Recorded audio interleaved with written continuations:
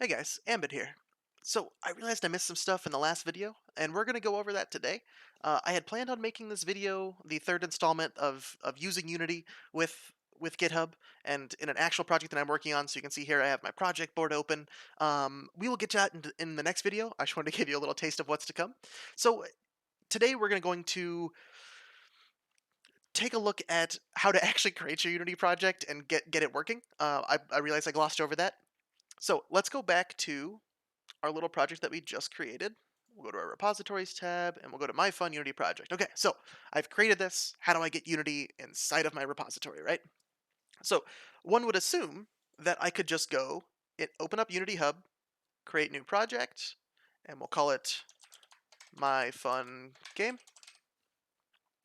Choose the folder for my GitHub repo, right? So we'll go to Documents, GitHub, my fun Unity project, and we just slap my game in here, right? But when I do that, we run into one small problem. And we didn't talk about Git Ignores like I promised I would. I'm sorry. When Unity finishes compiling, we'll finish up with the commit, but for now we can go take a look at what has changed in the project folder. So, it put my game in a subfolder, right? Well, that's a problem, right? If we go open up GitHub Desktop, oh god, what's the problem? We have 8,000 changed files. How do we even track what happened? Oh no! Well, if we scroll through this, if you kind of follow the path here, you can see the majority of them are in this library folder. And if we go look up the Unity library folder, I'd highly recommend you looking it up just to see what it does. I just type in Unity library folder. Basically, it's Unity compiling everything and hooking everything up and letting you know how assets are referenced to each other and whatnot. Well, we don't need all these files, right? Because Unity figures it out based off of just the assets, right? So if we open up our game project, if you've never opened up a Unity project to figure out what's in the core of it, assets is the folder that holds the assets. So if you can see in the project window here, assets holds the scenes folder, which holds the sample scene. So assets holds the scenes folder, which holds the sample scene. Everything has a meta file, which we do need because in there it has like a unique number that is a specific reference to that file. However, we don't need the library folder, the logs folder, the temp folder, and I believe there's one more that gets created that I'm forgetting about. Oh, the builds folder when you actually build your game. So the git ignore file is supposed to tell Unity, or it's supposed to tell Git that we want to ignore everything in these folders, right? If we go open up the git ignore file, we'll just open it with Notepad++. Open on my other monitor. So if you want to know how this works, you could go to Google and type in git ignore. And if you want an even deeper explanation, you could go look up regular expressions. That is a term that is used a lot in programming to figure out how to get strings to filter, right? So this is saying ignore everything in a library folder that starts with either a capital or lowercase l. Ignore everything in a temp directory, an obj directory, and so on, right? Ignore everything that ends in a .sln or a .suo, and so on, right? So the problem is this assumes that the project is relative to the root, right? It assumes I don't have this extra folder in my game, right? So I could either add my fun game here, and when I hit save and I go back, you can see I'm down to 73 change files, right? But rather than do that, I prefer to do the standard way. So if I get rid of that, you can see I'm back to 7,000. We're going to close Unity now that we've created our project. We're going to go into our game folder. We're going to hit Control A to select everything, Control C to copy. We'll go back up a folder, and we'll press Control V to paste. So basically we're taking everything that was in this folder, pulling it out of the folder, and pulling it up one level, right? So once everything's copied over, give it just a sec, we will delete the folder, because we've copied everything out of it, right? And now, if we go back to GitHub Desktop, aha! 26 change files. This seems relatively the right amount, right? We have our scene and its meta file, we have the manifest and packages for the package manager, and then we have all of the project settings and user settings. So we can create a commit that says create Unity project. So if you already have a Unity project, you could follow the same steps as before, right? You go to GitHub, you create your account, you create your repository, You go into the folder that contains all your assets and copy all those folders into your repository now that you've downloaded it from GitHub Desktop. GitHub Desktop will pick up on all of your changes, and now we can commit them and push them, and boom, our project is now inside of Git. We can start working with it, right? So now that we've covered that, we'll get into how I use Git. So let's close out of all the extraneous stuff. And I have already opened my project. It's called Planar Worlds. So Planar Worlds is like a D&D map editor. I don't think I'm allowed to call it a D&D map editor because Wizards of the Coast is kind of hard on copyright. We'll call it a tabletop RPG map editor. I probably need to change my wording. Whoops. Anyway, so basically what it allows you to do is like edit the terrain, place objects on it, and whatnot, all at runtime, right? So it basically gives you the functionality of the Unity editor to be able to be like, create an object, blah, blah, blah, at runtime, right? So like while the game's running. So how do I work with this project, right? I have this big old project. How do I keep track of everything, blah, blah, blah? I use this little projects tab right here. So there are other means to do this. I'm using GitHub's built-in project structure because I like not having to go to multiple websites to handle all of my stuff. One of the other solutions that you can use is Trello. Trello is super cool. It's basically this project board on steroids. It has all sorts of cool features that you can do. So let's take a look at the general structure of this, right? We have 5 columns, right? We have the backlog, to do, in progress, review, and done.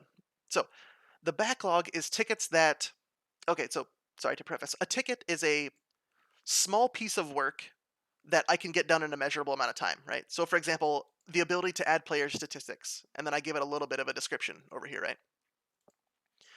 This is a ticket. So in order to create a ticket, you have to hit the little, actually, we'll go create a new project board. So we'll go to projects, we'll create a new project, and I called it MVP, which stands for minimum viable product, which is the least amount of features in order to get your project to be like released, right? And then we'll pick a template. We'll choose basic Kanban. Kanban, you can go look it up. It's basically like a workflow for project managers. You'll see it comes with 3 columns automatically, and we can go ahead and delete the notes that come with it, or you can. All right, Sabian, you can do better than this. I accidentally clicked. My bad. I'm sorry. We'll just call this ASDF so you can see what that little note said. It gives you like a little checklist of getting set up, right?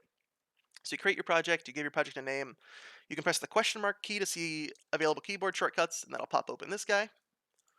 You can add a new column, so you can click over here to add a new column, and we'll call it in review. And then you can click and drag columns to reorder them. So we can check these off. You can drag and drop this card to the new column.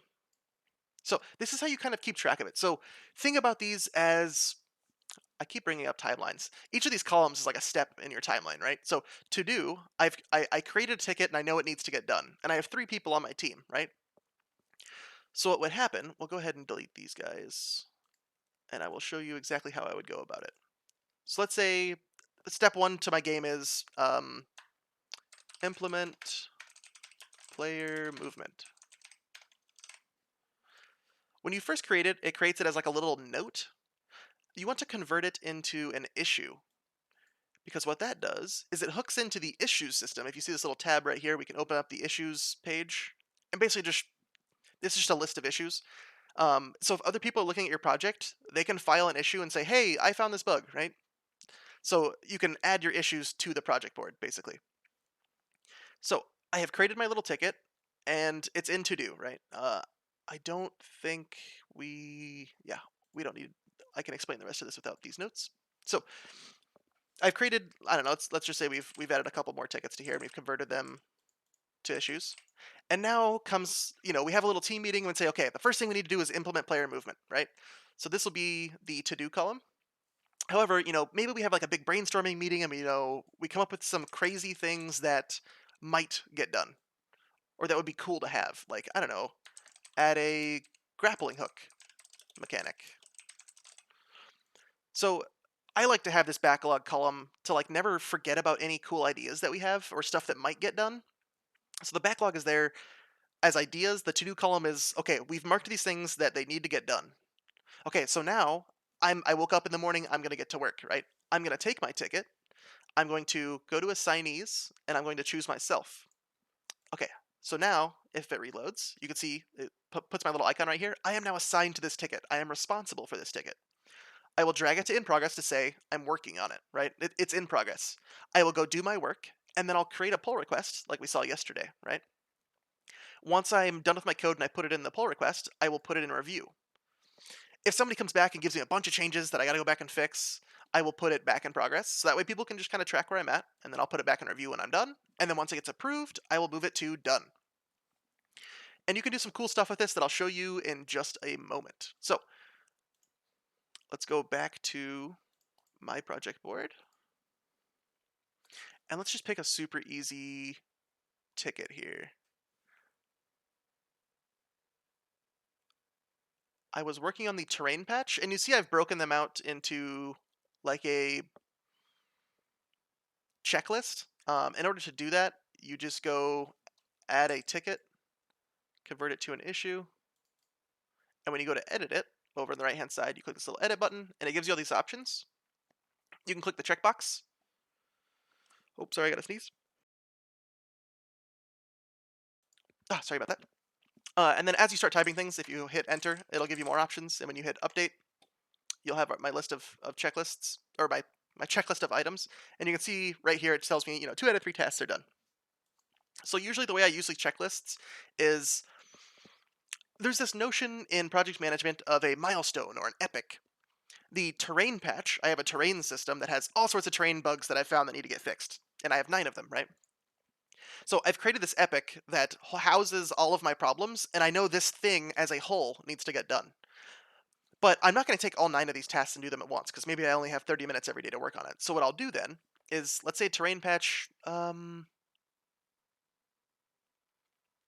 know I have an error where painting on the edge throws index out of bounds. I should have added this one before. That's my bad. So what I'll do is I'll check this guy off to say he's handled somewhere else, and I'll create a ticket for it.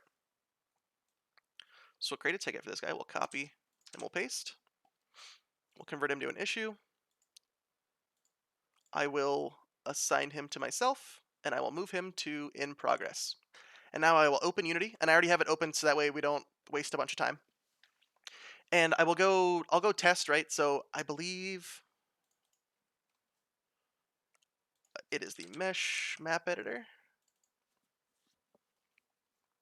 I'll wait for that guy to open. I believe I have Writer hooked up. Visual Studio is also a great resource. I just use Writer because my company paid for it, so I figured why not. Okay, so I did already make my change. Basically, if I don't do this, I'll give you guys a little preview of the tools so that way we have something pretty to look at during this video. We gotta wait for it to recompile, and we play. If I try and paint, so I can paint my terrain colors, and then I can raise and lower the terrain, right? Let's make my brush like 10 and give it like a higher brush strength so that way we can raise the terrain quicker. If I go try and raise the terrain at a corner, it works fine, but if I go over the corner, did I fix it? Is it the other corner that's broken? I didn't check for like the array index. There it is. Okay, so trying to access an out of bound height information.